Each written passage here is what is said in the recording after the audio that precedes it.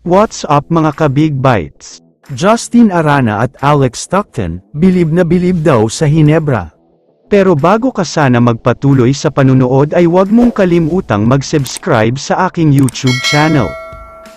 Update lang para sa mga fans ni Arwin Santos, dahil ayon sa iba't ibang mga source ay pinagbigyan na daw siya ng SMB para magkaroon ng kanyang jersey retirement, gaganapin nga ito sa darating na May 1 kontra sa Blackwater. Para sa mga nagtatanong, ang jersey retirement ay isang pagbibigay-pugay sa isang player na may malaking contribution sa team, kaya naman hindi na pwedeng gamitin ng kahit sinong bagong player ng SMB ang number 29, dahil ito ay para kay Arwin lang.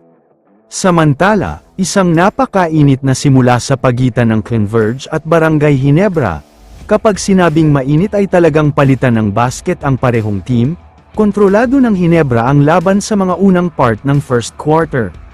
Pero tila bumabangon na talaga ang Converge dahil lumaban talaga sila.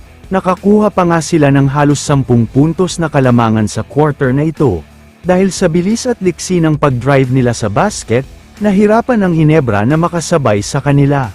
Sa second quarter naman, napanatili ng Converge ang laro nila pero nakakasabay na ang Barangay Hinebra. Kaya naman mas naging dikit pa lalo ang score, kapag nakakapuntos ang Converge ay nakakabawi naman ang Hinebra.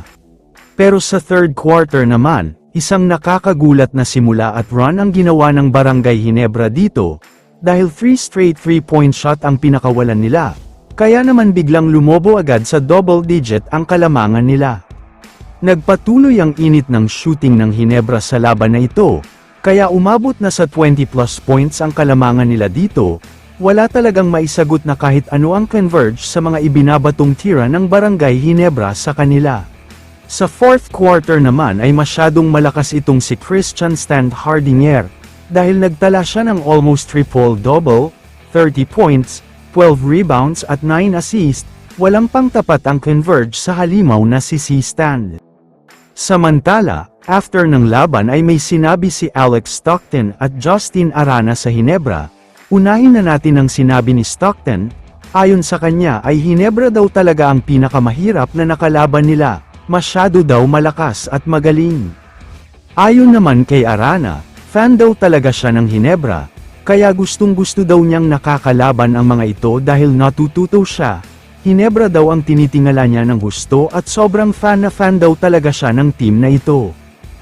Kaya naman kung kayo ang tatanungin, ano ang masasabi nyo sa pinakita ng Hinebra? I-comment mo naman ang opinion mo tungkol sa tanong na ito. Dito na muna nagtatapos ang video na ito. Maraming salamat sa panunood mga ka-Big Bites. God bless sa inyong lahat.